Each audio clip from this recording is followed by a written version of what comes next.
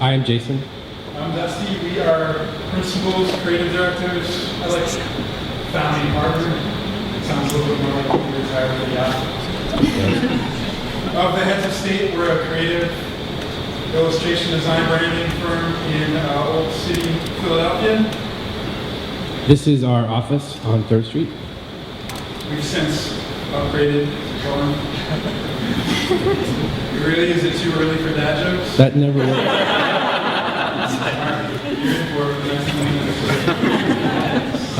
As Josh said, the theme for Creative Mornings this month is heritage. We have a bit of a heritage, right? We go way back. We've got a deep heritage. We go back to art school. Went to Tyler School of Art in the mid to late 90s. If any of you remember the mid to late 90s, especially art school in the late 90s, you may recall that it looked a lot like this. I wore my chainmail duster into class every day. Dodging critiques. And the typography looked a lot like this. Yeah, everybody was still kind of having that emigre kind of hangover. Too much David Carson. Which is fine. We do like that. We love that stuff, but it didn't quite feel right for us as graphic designers at the time. I think being sort of young, coming out of art school, like wanting to work for ourselves and wanting to make stuff, we were really drawn to work that felt made, that had a little bit of a history or told a story. It had a human hand to it. And I think looking back at our work over the last decade, it wasn't purposeful, but we realized we needed to kind of go back in order to kind of move forward. Did you say we had to go back to go forward? Yes, you kind of go in reverse in order to kind of put it into 88 miles an hour to go forward. We had to go back to go forward. We had to go back to the future. To go back to the future. It's funny, but we sort of feel like these knuckleheads often in our process. And when you love that really good old stuff, the tendency is there to want to hop in the time machine and jump around from any graphic moment in design history and kind of ape an aesthetic. Well, we don't need a DeLorean. You guys don't need a flux capacitor. We don't want gigawatts. You got clients, right? And I think over the years we've learned that clients are the best way to kind of tell you where to go and what aesthetic to pull from. Clients come to you to kind of tell them, I hate to say it because I really don't like this kind of trope, but clients want to come to you to tell their story. And some of them have a story. And some of them need you to invent the story for them. Case in point, marshmallows, right? Everybody loves marshmallows. I do. Dusty? Yeah, especially Kraft's Jet Puffed marshmallows. Seriously, what's a Jet Puffed marshmallow? I'd go a step further and say everybody has a marshmallow memory. Maybe it's a campfire s'more. Maybe it's a 2nd-degree burn. But the history and the heritage of marshmallows has really remained unchanged for the most part. Marshmallows are just kind of the same. And so when a client came to us from Florida called Wondermade, they wanted us to rebrand their handmade artisanal marshmallows. That sounded like a terrible idea, right? Because if it's not broke, don't fix it, right? And I think that as we got to know them a little bit and sort of opened our minds to what they were trying to tell us, we realized that they didn't just want to make some kind of artisanal chocolate crafty thing. They were really interested in telling the story about what it's like to be a kid and just sort of receive a treat. And there's something really intriguing about that to us. And sitting down and talking to them again, they didn't have their story. It's a new company. You kind of have to invent and find that heritage that they're going to build from. We often do these kind of creative equations when it comes to that. And for Wondermade, creative equations turn into that kind of fantastic factory of Willy Wonka and the larger than life adventures that Jules Verne writes about. And that's their heritage now. That's where Wondermade comes from. And it's also kind of that heritage of being a kid and opening up that beautiful box. So sure, we could have packaged it in a plastic baggie. So just like you're used to going and buying those marshmallows in a store, but there's something great about the discovery of opening that box and figuring out, finding that beautiful treat inside.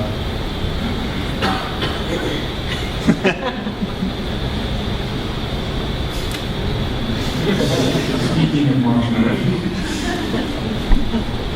Print Magazine called us a couple years ago to do this project. They were writing about what the packaging would look like when marijuana is legalized.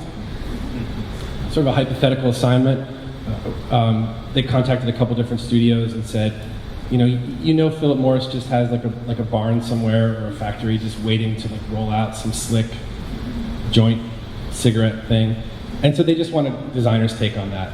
What would a design studio do if they were given that assignment? And I think, again, we go back to these style equations that really help us through some tough times. I don't know about you, but when I think of Mary Jane, I think of The Good Doctor. And when considering an organizational system that feels a little bit urban, a little bit modern, think about Massimo Vignelli, R.I.P. And when I think about tobacco and smoking, it's kind of hard to not think about the eternal sort of mid-century cool of Lucky Strike. And if you put all those together, you get something a little bit like this. And when we're working on the packaging for this, we really wanted it to have that heritage. I feel like you're going to buy it from the guy down the hall. Still comes in a plastic bag, still comes as joints. It's not all beautiful and, foil wrapped and looking like a NASCAR stickers, like most of the cigarette packages. It's a bag of weed, basically. Not reinventing the wheel. And part of that heritage of a bag of weed, I think, is the different experiences that you can have. And so we thought that was an opportunity to introduce some flavors based on those experiences, right? So maybe, I don't know if you can see those back there, maybe you got ripped off on the Walnut Street Bridge in 1998. Maybe, possibly oregano is the flavor for you. Perhaps you need a weekend break, right? Vermont ski trip could be the one. Maybe you just want to lay on your couch for 3 weeks and eat Doritos and watch Terminator 2 and Terminator 3 and Terminator 4 and even Terminator 4 and maybe Sayonara Glaucoma would be the weed flavor for you. Rosenfeld Media is a fine maker of user experience textbooks. I imagine some of you are familiar with this stuff. We were not, actually. When Rosenfeld Media called us, they said, do you guys even know what user experience is? And we said, no, we make posters, we make books and logos, we don't know that word. And it turns out that that's exactly the reason why they wanted to hire us, because the heritage and the tradition of sort of web design books in general was pretty dreadful. Stuff like this, right? You go to the web design section at Barnes & Noble, you're going to see stuff like this. You might even see something like this, which should be titled Eric Meyer Hiding from CSS. But I think because we really didn't know where to start, and we knew we kind of had to avoid the heritage there, it was an opportunity to really look into the past a little bit and kind of dig up those mid-century books that, are they math books? Are they physics books? Are they school books? Are they sci-fi? They just sort of have this limitless sense of possibility. And I think with that in mind, we were able to come up with this collect them all series of art books that are a little bit old and a little bit new. Now, whereas Wondermaid kind of needed their heritage dug up for them and kind of invented, and Rosenfeld Media actually wanted to get away from the heritage of those old kind of the web books that came before them. Some clients, you'll find, don't know what the hell heritage is.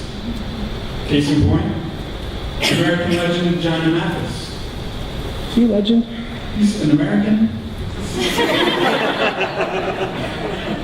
Johnny came to us Johnny's manager came, I wish Johnny had drove in. I feel like he's coming in on a white Lincoln or something. Johnny's manager talked to us a couple years ago about doing artwork for his album he was doing. an album of Nashville classics, Nashville standards called Johnny in Nashville for his album In Tennessee. Nashville, Tennessee. Great, we can totally do some hatch show prints. It's going to be beautiful. We'll do some wood type letterpress. Beautiful stuff, no problem. Send it over. We'll be done this really quickly. Well, manage this. Hold on, guys. Just wait 1 minute. Johnny's got a couple pictures he would like to use. Of Tennessee. Well, you would assume it would be of Tennessee, right? Clearly not Tennessee. He sent this picture over. Wanted to use this for the cover of his album, Johnny in Nashville. In the desert or some shit. Maybe something's wrong with Johnny in his old age. We called up Johnny's people. We let him know, hey, we'd love to work with this, but it just want to let you know, this doesn't feel right. This does not feel like it's the right cover for this Nashville album. What else have you got? Can you send us over anything? Said, well, we're going to be in the studio this week. We'll make sure we get a couple of great shots for you.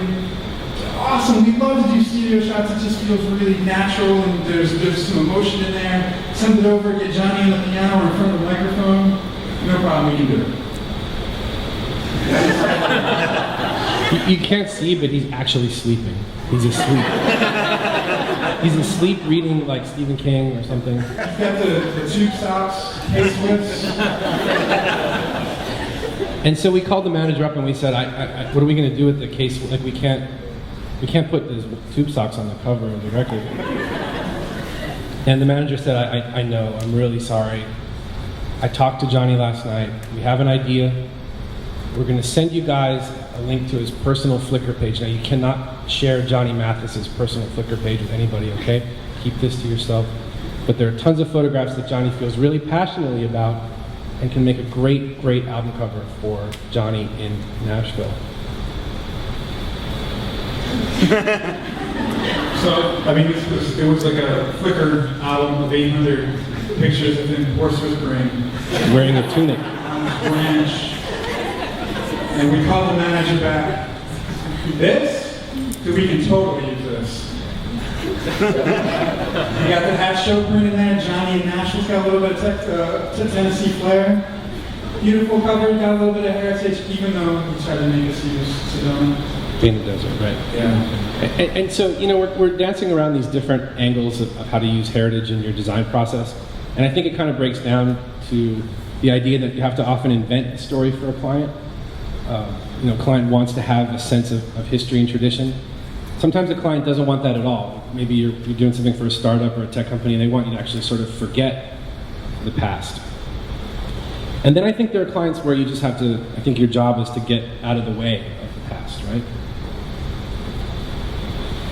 Do we have time for a sports metaphor? So it's still got to talk about sports metaphor, right? I mean, the Green Bay Packers. The Green Bay. Even if you're not a football fan, you have an image of grainy film, just brawling football in 10 inches of snow, and Bart Starr at Lambeau, Lombardi, Reggie White. You don't need to get it in the way when you're designing for the Green Bay Packers. Can you imagine rebranding the Green Bay Packers? I hope not. I hope you cannot imagine that, right? Like, what would you do? You should do nothing. You should do nothing. It's all there. You should be a plumber if you're thinking about that. Some brands, some companies have heritage just bleeding out, and you don't need to do anything except just kind of push it along. And I think one of our clients, Pennsylvania Academy of Fine Arts, is like that. They've been around since 1805. I believe that makes them the longest running, continuously running art school in America. Right here, we're in the new building, but right across the plaza here is this picture that you see. And as we were brought on to do their recruitment materials, a new view book, a new catalog, things like that.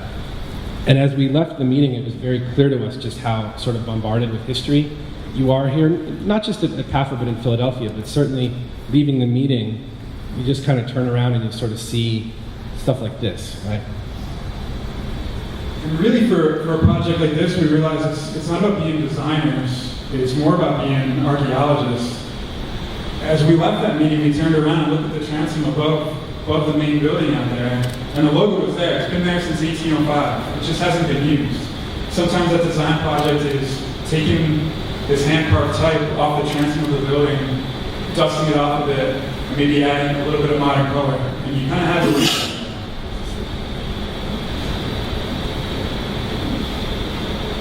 I think something feels very contemporary about this, despite it being, super old. And I think in the era of, I don't know, lettering or hand lettering or calligraphy sort of making such an impact these days, something about this does feel sort of oddly contemporary. And as we started to look around, it was just clear that all this stuff was here already, that we really didn't have to do much at all.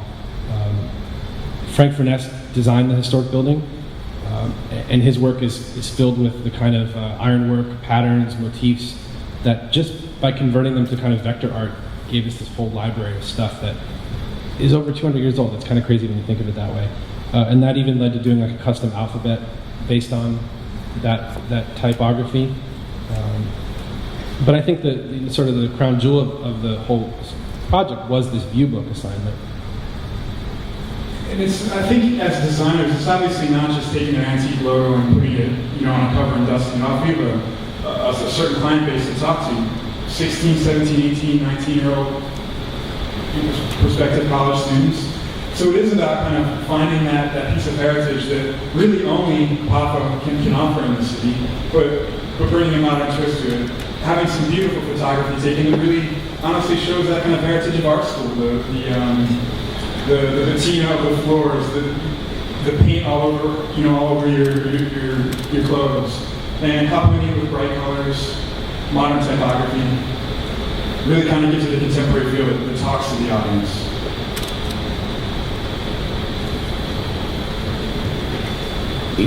When you think about the client's story, you can make the mistake of kind of ignoring your own, and I think your own story can be super helpful when you're in a bind. We got our start over 10 years ago doing a lot of show posters for friends that were in bands and for different venues, and a lot of these things got weed pasted, silk screen, that kind of thing. And I think as designers, we all want to get away from where we start. Like, you're constantly on this track to not repeat yourself or to sort of forsake what got you started. And we certainly have felt that way too. But it is important to kind of continually look back to see how that can inform the future. So when a little shoe company from Portland, Oregon contacted us to make a mural, right? A mural, we almost said no because we consider ourselves graphic designers. Like, murals are giant and they're painted and they're, whatever. We had no idea how to do that. But it was an interesting lesson in how to sort of not feel the pressure of that and kind of think about how do you do a mural? What through your heritage can tell you how to do something and maybe make it a little bit more original than your expectation of it. So when we sat down to think about how we would do this, we're not going to bring out the rollers and the paintbrushes. I forgot to say it's for the pinwheels. It is for the pinwheels. Totally forgot to say that. Well, it's been in Philadelphia since the 1920s, the oldest collegiate relay meet in the country. So we're not going to sit down and paint a mural. It's not our forte. So we looked to our past to see what can we bring from our heritage in order to make this thing new for us. And the idea of bringing back the silk screening, the wheat pasting, the stenciling, the spray painting, figuring out how to make that something new for us was really important. The assignment here was not only just to make a mural, but it was to go up over 3 days, and it couldn't just go up, incrementally. There had to be a story and something different about it, so that if you saw it in the morning of the first day, it'd be completely different after the second day, and completely different again on the evening of the third day. So using those different things and eventually kind of ripping everything down to create that final piece seemed like it was going back to what we had done in the past, posters, but also doing something brand new, a mural, which we've never done. We've got a little video in there.